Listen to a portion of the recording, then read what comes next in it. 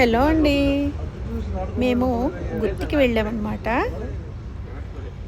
అక్కడ మా ఫ్రెండ్ వాళ్ళు గుత్తిలో ఏటపోతలు వేసుకుంటున్నామని పిలిచారు.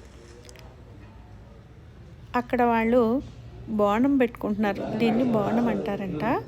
వాళ్ళ ఇంట్లో ఈ విధంగా అమ్మవారికి నైవేద్యం చేసి అందులో పొంగలి ఏదో వండుతారు. వండి ఇట్లా పెట్టి పూజ చేసి వాళ్ళు ఆ టెంపుల్కి వెళ్తారనమాట. తీసుకొని దాన్ని నెత్తి మీద ఇలా పెట్టుకొని వాళ్ళ ఫ్యామిలీ మెంబర్స్ ఇలా పెట్టుకొని వెళ్తారు.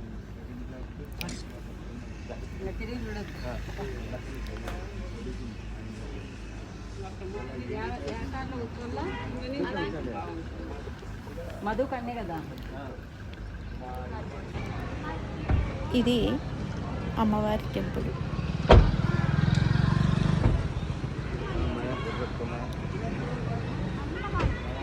సుంకాలమ్మ అమ్మవారు టెంపుల్ అన్నమాట. ఇది అమ్మవారి ముఖద్వారం ఈ విధంగా 3 అవతారాల్లో ఉంటుంది.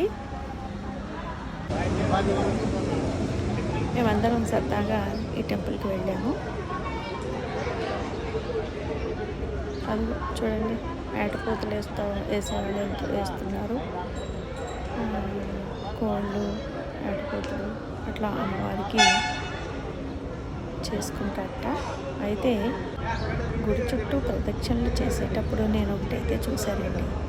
ఈ అమ్మవారికి ప్రత్యేకత ఏంటంటే, గుడి చుట్టూ ప్రదక్షిణలు చేస్తూ ఈ యొక్క ముడుపుని పట్టుకొని అమ్మవారి చుట్టూ ప్రదక్షిణ చేస్తూ వెజిటేబుల్స్ అంటే వంకాయ, ఉల్లిపాయ, నిమ్మకాయలు ఇలా కొన్ని పట్టుకొని వాటిని కట్ చేసుకుంటూ ప్రదక్షిణ చేస్తారు. చేసిన తర్వాత అమ్మవారిని దర్శించుకుంటారు.